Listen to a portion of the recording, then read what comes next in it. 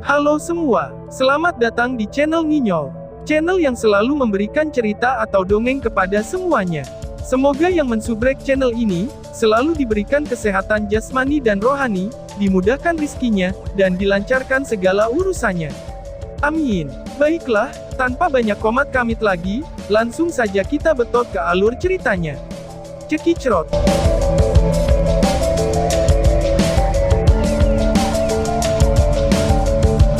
Bab 248, Rahasia Tikar 2. Ketika Huazong pergi, orang-orang di sekitar lobi, yang datang untuk menyaksikan hiburan, juga bubar.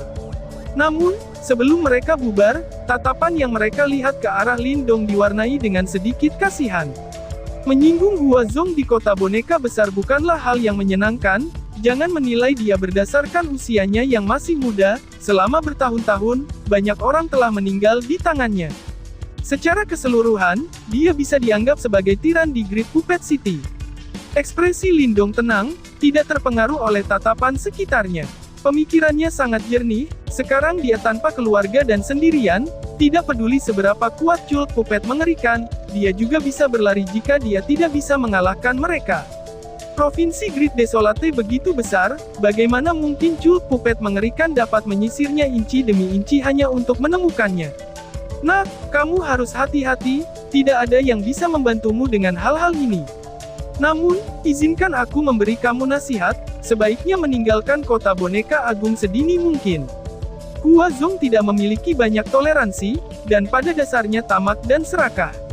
Dia akan menggunakan segala cara untuk mendapatkan apapun yang dia inginkan, karenanya, dengan cepat meninggalkan tempat ini akan jauh lebih aman untukmu. Grandmaster Cheng berjalan dekat ke Lindong dan memperingatkannya dengan nada acuh tak acuh.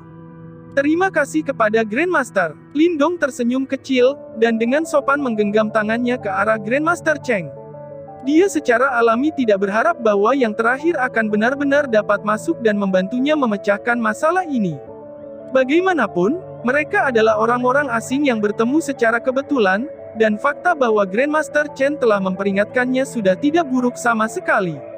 Oleh karena itu, setelah menangkupkan tinjunya, Lindong langsung berjalan keluar dari Tousan Treasure Tower. Ketika dia berdiri di pintu masuk, ekspresi merenung terungkap di wajahnya. Tidak peduli walaupun Lindong sendirian, bagaimanapun dia masih perlu sedikit lebih berhati-hati. Sekarang dia telah menyinggung Huazong, dia seharusnya tidak bisa berlama-lama di kota boneka besar.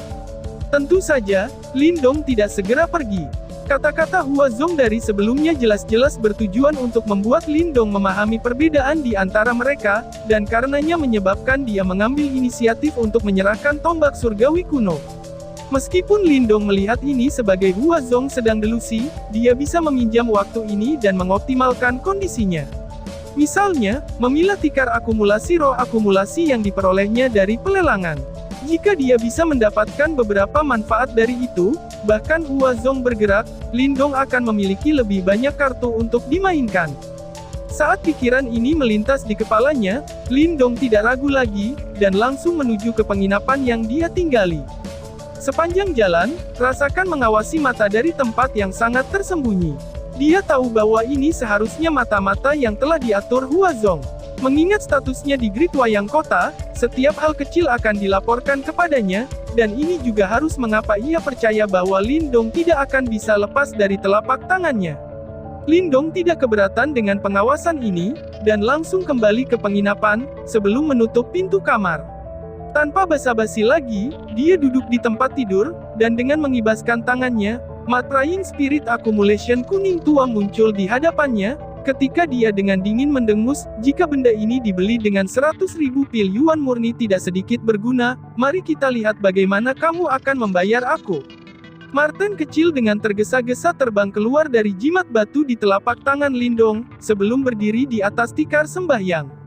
Cakar kecilnya menggaruk wajahnya, karena mengeluarkan batu kering, mari kita lihat bersama-sama. Lindong memutar matanya, mengabaikannya saat pandangannya terkonsentrasi pada mat doa akumulasi roh. Itu muncul warna kuning tua, dan tampak punya sejarah. Benang-benang energi pendingin mengalir keluar dari sajadah. Jenis energi ini tidak bereaksi terhadap Yuan Power, tetapi ketika menyentuh energi mental, akan terasa seolah seseorang mencelupkan ke dalam air es, menyebabkan pikiran seseorang merasa dingin kembali dengan dingin. Namun, selain ini, Lindong tidak menemukan kegunaan lain, yang menyebabkan ekspresinya menjadi hitam. Apakah dia benar-benar menghabiskan 100.000 pil Yuan murni untuk membeli barang yang rusak ini? Coba gunakan energi mental untuk mengaksesnya. Little Marten menyelidiki. Tidak ada gunanya, aku tidak tahu apa yang terbuat dari tikar ini, energi mental tidak bisa memasukinya. Jawab Lindong santai. Marten kecil sedikit kesal saat menggaruk bulunya. Itu sedikit malu ketika menatap simbol di atas sajadah yang bahkan terasa sangat rumit dan samar. Little Marten mengerti bahwa jika bukan karena hasutannya, Lindong pasti tidak akan menghabiskan 100 pil Yuan murni untuk membeli item dengan kemampuan yang tidak diketahui. Bagaimana kalau mencoba menggunakan api untuk membakarnya sebentar? Marten kecil memberikan ide yang agak konyol. Sebagai tanggapan, Lindong menatapnya selama beberapa waktu, sebelum akhirnya berbicara dengan suara tenang, apakah kamu membayar jika terbakar? Little Marten dengan tak berdaya menyebarkan cakarnya. Itu juga sendirian, dan pada kenyataannya, bahkan lebih sendirian dari Lindong. Sialan, setelah melihat bahwa orang ini telah belajar tingkah laku ini, Lindong tidak bisa menahan tawa pada dirinya sendiri sedikit. Pada akhirnya, dia hanya bisa mengambil lilin di atas meja, dan dengan hati-hati meletakkannya di bawah sajadah. Namun, bahkan di bawah nyala api, sajadah tidak menunjukkan tanda-tanda terbakar, namun, pada saat yang sama, tidak ada fenomena khusus yang muncul. Terbukti, menggunakan api untuk membakar itu juga tidak berguna. Bukankah kamu mengatakan bahwa sepertinya ada sesuatu di dalam sajadah ini? Setelah melihat pemandangan ini, Lindong agak enggan ketika dia bertanya. Memang terasa seperti itu, bagaimanapun, ini mirip dengan peti harta karun yang terkunci. Bahkan jika aku tahu ada harta karun di dalamnya, kita tidak bisa membuka untuk mengunci. Marten kecil menjawab tanpa daya. Setelah mendengar ini, Lindong agak kecewa, tikar doa ini, sepertinya tidak ada yang bisa masuk, api tidak bekerja, dan bahkan merobeknya tidak mungkin. Apa gunanya mengetahui bahwa itu sedikit istimewa? Kamu perlahan bisa mengotak-atiknya, sementara aku berkultivasi sebentar. Kami akan meninggalkan kota boneka besar besok, aku khawatir kami tidak bisa lama-lama di tempat ini. Setelah sekali lagi menghabiskan beberapa upaya di mat doa akumulasi roh, Lindong akhirnya memilih untuk menyerah. Saat ini ada musuh yang mengamatinya, dan ia perlu memastikan bahwa kondisinya baik setiap saat, bagaimana mungkin ia menghabiskan terlalu banyak waktu untuk tindakan sia-sia ini. Baik, Marten kecil menganggukkan kepalanya, alisnya merajut rapat saat mengamati tikar doa tersebut, dengan harapan bisa mengungkap benda aneh ini. Sementara itu, Lindong perlahan menutup matanya dan memulai rutinitas kultivasi hariannya. Saat Lindong masuk ke mode kultivasi, ruangan menjadi sunyi. Marten kecil tampaknya tergila-gila dengan sajadah yang kuat ini, langsung duduk di atasnya, ketika tatapannya terus-menerus mengikuti simbol-simbol yang rumit, dengan harapan menemukan efek khusus dan penggunaan simbol-simbol ini. Dalam sekejap mata, satu malam diam-diam berlalu dengan tenang, sementara kota raksasa sekali lagi menjadi berisik. Ketika Lindong keluar dari kondisi kultivasinya, dia menemukan Little Marten yang bermata merah, dan terkejut, ketika dia buru-buru bertanya dengan hati-hati, apakah kamu baik-baik saja? Mata Little Marten saat ini berwarna merah, karena ia menatap tikar doa yang aneh. Dari penampilan ini, seolah-olah itu tidak menutup matanya sepanjang malam. Little Marten tidak sedikit pun memperhatikan pertanyaan Lindong.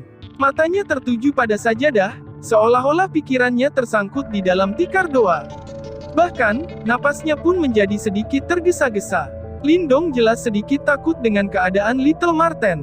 Sejak dia mengetahuinya, ini adalah pertama kalinya dia melihat penampilan seperti ini di Little Marten yang suka menyebut dirinya kakek Marten, dan menyebutkan latar belakangnya yang luar biasa. Namun, meskipun dia sedikit khawatir tentang keadaan Little Marten saat ini, Lindong tidak secara sembarangan mengganggunya, dan sebaliknya diam-diam menunggu di satu sisi, khawatir di matanya. Dia benar-benar telah mengambil pria ini, yang telah tinggal bersamanya selama lebih dari setahun, sebagai teman.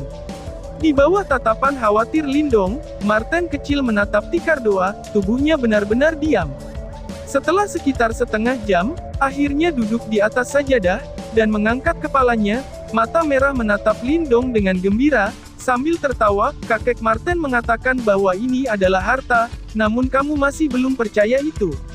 Kamu telah mengungkapnya. Lindong terkejut ketika mendengar ini, saat dia buru-buru bertanya. Saat Little Martin mengerjakannya, bagaimana mungkin ada sesuatu yang tidak bisa aku pecahkan? Jawab Martin kecil dengan bangga. Bagaimana aku menggunakan hal ini? Lindong bertanya dengan sangat hati-hati.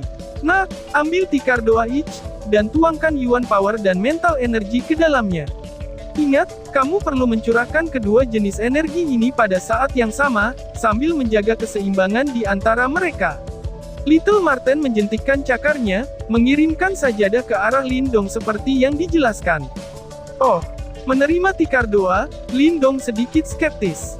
Ini adalah pertama kalinya dia menemukan metode yang aneh, namun, dia tidak menunda, karena tangannya meraih ke atas sajadah. Pikirannya bergerak, saat Yuan Power dan energi mental secara bersamaan mengalir ke Tikar 2. Bang! Saat kedua energi itu dituangkan, sebuah cahaya menyala di atas sajadah, sebelum menghilang dengan letupan. Setelah melihat adegan ini, Lindong tertegun. Bodoh, aku sudah bilang bahwa kamu perlu menjaga keseimbangan antara dua energi. Mengirim mereka dalam satu yang lebih kuat dan lebih lemah, bagaimana kamu bisa menyebut keseimbangan itu? Di satu sisi, si Martin kecil memutar matanya dan memarahi setelah melihat ini. Kata keseimbangan ini tidak semudah mengendalikan seperti yang kamu katakan. Kata Lindong tak berdaya. Ngomong-ngomong, jika kamu tidak bisa mencapai keseimbangan, kamu tidak akan memiliki cara untuk menemukan misteri dari Tikar 2 ini. Little Martin dengan tidak sabar mendesak. Keseimbangan memang mengandung esensi dunia. Mudah untuk berbicara tentang mengendalikannya, tetapi, ini adalah satu-satunya cara. Sebagai tanggapan, Lindong hanya bisa tertawa pahit, dan sekali lagi mencoba mengendalikan keseimbangan di antara keduanya. Martin kecil telah bekerja keras di atas sajadah ini sepanjang malam, dan dia mungkin bisa menyerah begitu saja. Harus dikatakan, menjaga keseimbangan antara kedua kekuatan itu bukan masalah sederhana. Setelah gagal puluhan kali, ekspresi Lindong perlahan berubah menjadi konsentrasi. Dia biasanya sangat keras kepala, dan dia tidak akan mudah berbicara tentang menyerah. Oleh karena itu, Lindong menghabiskan sepanjang hari dengan Tikar 2. Dua energi tanpa lelah dituangkan ke dalam sajadah, dan ketika dia tanpa henti menuangkannya, dia secara bertahap mulai merasakan apa yang disebut perasaan keseimbangan ini. Lagi pula, latihan menjadi sempurna, dan setelah gagal ratusan dan ribuan kali, seseorang akan dapat perlahan menemukan jalan apa yang harus diambil. Bang! Saat dia melihat cahaya lain dari Tikar 2 berkedip dan memudar menjadi ketiadaan, Lindong tidak frustrasi sama sekali.